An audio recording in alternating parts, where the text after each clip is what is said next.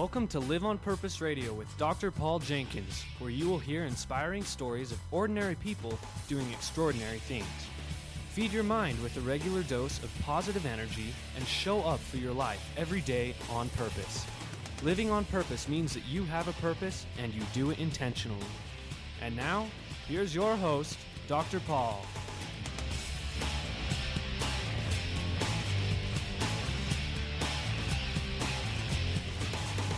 Hello, everybody. Welcome back to Live on Purpose Radio. This is Dr. Paul, the shrink, who expands your life.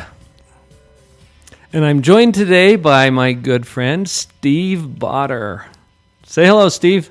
Hey, how are you? I'm awesome, thank you. And we're having fun today. We are. We're having a blast. We've had an opportunity. Steve and I have been talking for a couple of hours, so we've got to jump on you guys. As we've been discussing some principles that we will share in our conversation today. As a matter of introduction, Steve Bauter is an expert in the area of employment. Interesting area to be involved with, but more specifically, people who are transitioning in their employment. So you assist people to identify strengths, to match those strengths with opportunities, and to move into another area of employment. Is that fair so far? That's exactly right. You know, I help people who, for whatever reason they're in transition, know where they want to go or get an idea where they want to go so they can use their talents they had from their past and move it forward to the future. Help them transition. It's about moving forward, whatever it is they want to do. Right. So in this area of expertise, you have several ways that you assist with that. Public speaking is one of those. Yes. Where you give presentations in front of groups. I teach a 2-day workshop. Mm-hmm. I facilitate a group every week for a group of anywhere from 10 to 25 people, okay, and helping them through the transition, and meet with people one-on-one as a coach. So some individual coaching and counseling also. Now, when people experience a disruption in their employment, can I call it that? Yeah. A disruption, because it feels that way, right? If you lose your job or become unemployed, that's a disruption. And a lot of times people are a little tipped over by that. That they really struggle with who they are at this point, because sometimes who they were is the job they had, and it's not really true, but that's how they feel. And so without having a place to go to, they're kind of lost. You know, I have the privilege, Dr. Paul, of working with the brightest people. What they're not necessarily bright about is the job search process. That's where I come in to help them be more effective in what it is they are going to do to have better results, in their ability to move forward. Right. Now you're speaking my language, Steve, because there are principles behind everything. And when you said these are brilliant people who may not be brilliant in the same areas that you are, because you've had all of this experience in assisting people with transitions in their employment, you know some things, you know some principles that they may not know. It doesn't mean that you're brighter than they are, necessarily. No, and when I say bright, everybody is bright. Yeah. It doesn't matter whether you're a blue-collar worker and you're working production, or you're the president, or a CTO, CFO, you all have one thing in common. You're bright. But as far as job seeking, you're not a skilled job seeker, nor should you be. Right. And why would you be? And it's not just having a great resume. If they have a great resume, that's one thing I don't have to help them with. Yes. So you've probably noticed that there are some commonalities, some common principles or issues that come up. I look at it this way sometimes, Steve. We get in our own way, and we don't always see how we're getting in our own way. What have you noticed along those lines as you've worked with people? I think one of the common principles is their ability to believe in themselves and some of the skills they had and still have that they aren't showing to a future employer. And I think it comes back to some of the things we may have talked about as how we were trained as kids. Sure. My mom told me, and maybe your mother told you this too, she said, don't brag, don't talk to strangers, and don't play unfair. And as a job coach, I violate some of those rules for them because I'm just thinking how that might apply. I want them to brag a little bit about what they bring to the table so their other employers might say, wow, I wonder if they could do that here. And if they can speak that on their resume, it might just get them an interview. Talking to strangers can help us get someplace. And plain unfair, you may have heard that 70 to 80% of jobs are filled before they're posted. We hear that. How does that happen? It happens by having somebody who passes your resume on to somebody who's doing the hiring before it's posted out there for the rest of the world. Right. And it's only unfair for those who don't do it. That's an interesting point. But we do get it in our head that we have to do things a certain way, or that, well, let's go to the first one that you mentioned, brag. Now, that word carries some negative connotations because of what we've been trained, taught, and educated to believe as children. But bragging, how are people going to know what unique skills and talents and attributes you have unless you let them know somehow? Yeah, typically I see a lot of good resumes. Mm-hmm. They're not necessarily great at first. They're missing that one component. They're just job descriptions telling me I did this and I did this and I did that. Right. They're job duties. The ability to tell what they did, I believe everybody has a minimum of 2 bright ideas a year. And okay. And that's a minimum. And the problem is their future employer wants to know what those bright ideas might be. Mm-hmm. Because that might be something they're just needing there, and they want to know, if you did it at that last company, can you do it for us? Right. And it's really not about yourself at that point. No, it's about letting them know what you bring to the table besides the job duties you did. What is it that makes Dr. Paul special? Why do they come see you? Because they come see you because there's something you do for people, and that's why they come to you. And ultimately, that's why they're going to want to hire you. You know what, I'm thinking about this on several different levels, Steve, because there might be some of our listeners who are currently unemployed or underemployed. That happens on a regular basis. I know several of my friends who are in that situation right now. And what about those of us who are self-employed?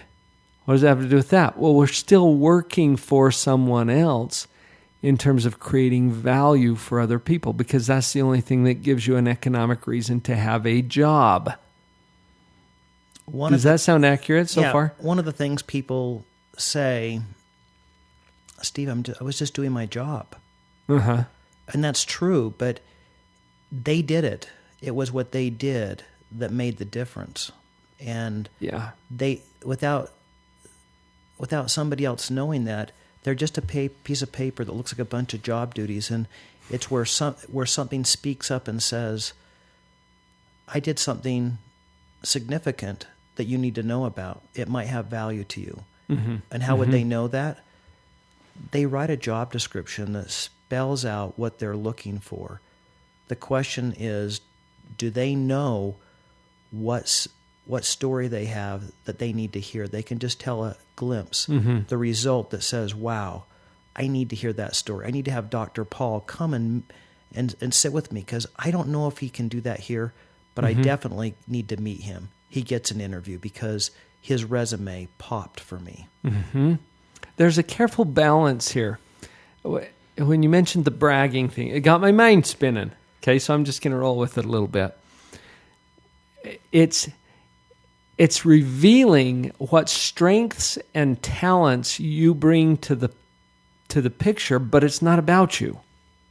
No, it's about what you can do for somebody else. For them, right, to improve their quality. And it's not about you. You know, you and I both belong to the National Speakers Association, and we've learned that it's not about us, it's about them. And so when an employer says, tell me about yourself, it's about what you have that they need. Right. Frankly, I think people have too much talent. They have so much talent that they give all that, and it's confusing to an employer. So let's focus on what it is that the employer said they wanted based on a job description. I have one employee, his name is Alan Whitaker, and Alan Whitaker said on his resume, very talented, he said, here's what I've done for others. And it's part of the skills there, and here's what I can do for you. And he put that as part of that. And all it was is a place on his resume that says, here's what I can do for you. And it made them see him different. Oh, you can do this for us. Which is the reason that they would hire him in the first place. They don't even really care how amazing he is unless his amazingness makes them more amazing too. They get to have a more phenomenal experience because of him. So here's a good question. Why would they hire you? That's a pretty good question, isn't it? It's a great question. And people ask that sometimes as a victim. Oh, why would they hire me? Well, it's a pretty good question. Let's get busy answering that. What if we ask this question? Why wouldn't they? Okay. Which opens up a whole new realm of possibilities, right? Right. Why wouldn't they? My son's sitting over here running the show today. He's not on the mic, so we can talk about him, and he can't even defend himself. Just accepted to a PhD program at Purdue University in mechanical engineering. Isn't that incredible? And aren't you proud? That's amazing. How many applicants, Ryan, do you suppose that there might have been for that program? 30,000. 30,000? People were interested in this somehow? And then they file it down to a few. Okay? Why not you? See, if you rule yourself out to begin with, you don't even have a shot. I think it was Wayne Gretzky that said, you will miss 100% of the shots you don't take. And that is absolutely true. Well, as you and I spoke earlier, it's about our belief system. And a lot of my job seekers, one of the first thing they say, some of the people from ATK, you may heard of them, they say, no one's going to pay me what I made at my last employer. And they're exactly right if they believe that. Right. They won't believe the companies that pay more. And so I have to help them think that there are companies. We just need to be migrated to the companies who pay closer to the pay that I made before. But I have to believe that they're out there. If I don't, then I'm going to be migrated to people who pay less. Right, who will see it the way you do. Now, that's a powerful concept. Now, this is true if you're working as an entrepreneur and looking for new clients. This is true if you're applying for a position in a Fortune 500 company. This is true in any aspect of employment. And correct me if I'm wrong, Steve, because this is your area of expertise. But I'm really seeing that it starts with how you see yourself. Oh, it is. You and I spoke about looking in the mirror. How we see ourselves. Share that. As we that look was off the mics, yeah. In a group I facilitate every week called Job Team, I bought mirrors for everybody, and I made everybody go around the room in a group setting and answer these questions. Who do you see? What do you see? Is this how other people see you? Can you sell people on you? And it sounds like we're ready for a break. Let's come right back to that, because how you see yourself is where it starts, and then we'll build on that to see where we go next. Sounds great. Stick with us.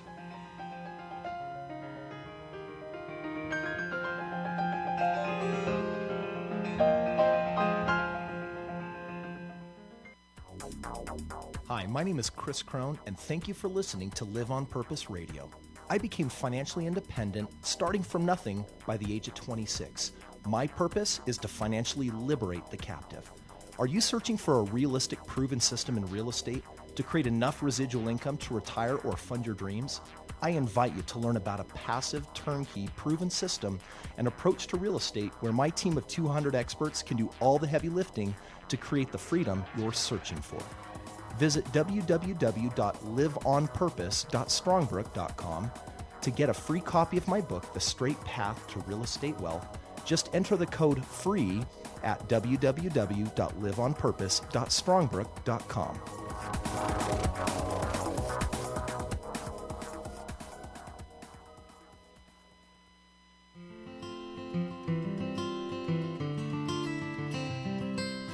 To be what we are and to become what we are capable of becoming is the only end of life. Robert Louis Stevenson.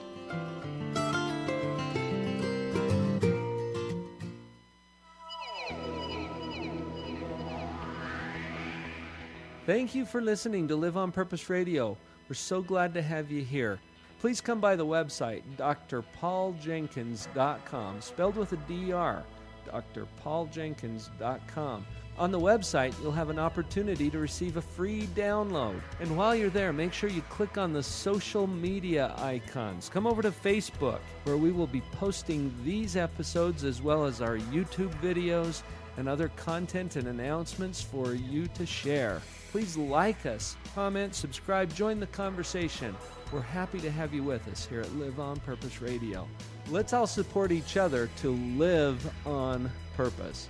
drpauljenkins.com.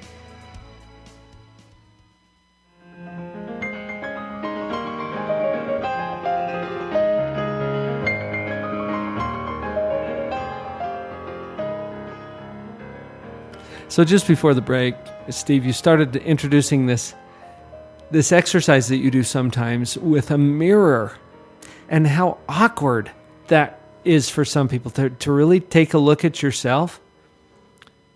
So the mirror, continue to with where you were going with that. I know we didn't quite finish that recently idea. In a setting, maybe about a month ago, we all took a mirror. I bought a mirror for everybody to take home. And just a little handheld mirror. Yeah, just a little handheld at the dollar store. Sure.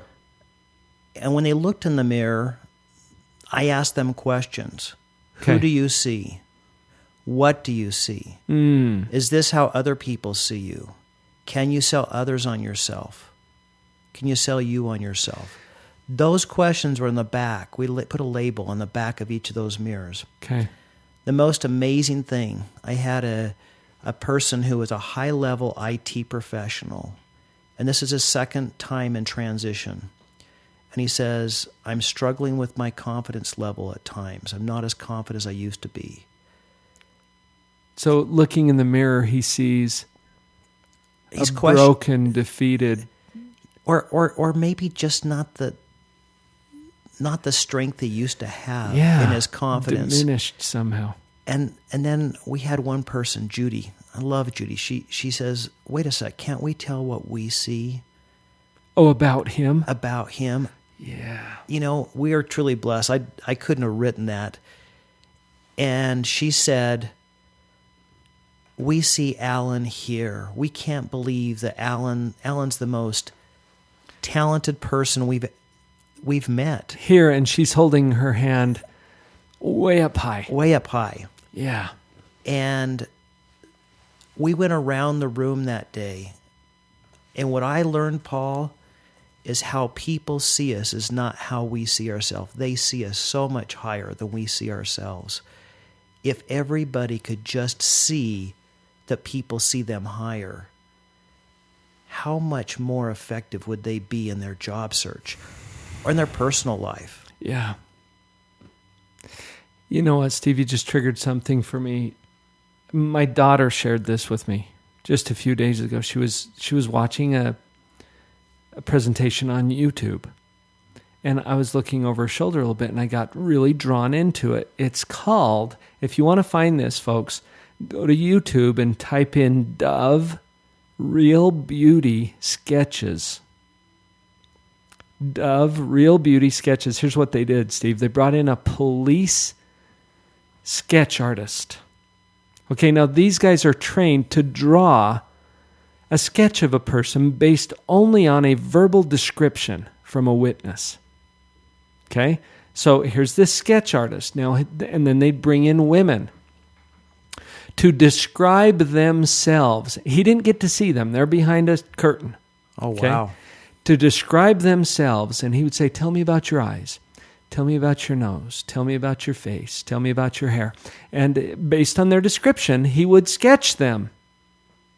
And then they would have these women go meet in a room together and get to know each other a little bit, bring out another woman and say, now describe Judy. Okay, not herself, Okay. but someone that she had just met. Describe her hair, describe her nose, describe her face. And then he would make a sketch based on the interviewer's perception. And it was amazing. Go look at it.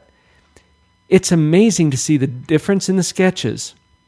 The second one was always more beautiful and more accurate. Because it's how somebody else saw them. Yeah. They saw themselves as being less attractive than they actually were. Isn't that interesting? I think it's amazing. In addition to this mirror, I showed a little video clip, and you may remember the movie Cool Running. Oh, yeah. And Love it. There's a scene where they're in this bedroom, and he's looking in a mirror, and he says to Junior, he says, "What do you see?" He says, "Junior." And he says, "I see pride, power." And he goes on, and Junior says, "You see all that?" And he says, "Yeah, Mom, but it's not what I see, it's what you see." Yeah. And for the people I serve, the people that I have the privilege to work with, it's how I help them see the bigger side of them. And when they can see themselves bigger, they have better results. Yeah. They feel more confident.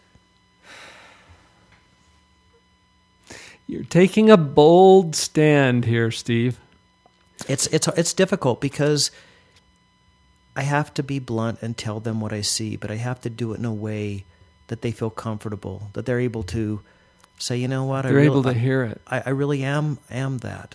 Now the question is what they will do with it, the action they'll take, the results, and what they can do or what feels comfortable. And hopefully, as you and I talked earlier, they have fun doing it. Yeah. Sometimes being a job seeker is not that much fun. Although, here's a great opportunity. It's not a tragedy to lose your job, true? Oh, you know what? You're exactly right. The opportunity that happens, there's so many opportunities they don't see by being downsized until they start looking at it. Sometimes it allows them more time with their family. I've had people who are going to lose a loved one, and they got to spend that last time with it. They couldn't have done that because they were working and they were right. And it changed who they are. They got to see a life in a different time. They've got to spend time with their kids that they didn't before. And during all of that, all these opportunities they never saw. My goal as a coach is to help them see more so they can actually do more with what they see. Right. And to help them where they are. And notice this too. Everyone who loves their job is not in their previous job anymore. It's true. As I told you earlier, Is that weird? I say these words, I get to go to work. I'm embarrassed to say at one time I said, I have to go to work. I look forward every day to seeing who I get to serve every day to help them where they are each day. So wherever you are is a good place if you choose to see it that way. Exactly. If you're not currently employed, that's awesome. Why? It's all uphill from here. I mean, it's a great opportunity. Abundant opportunities.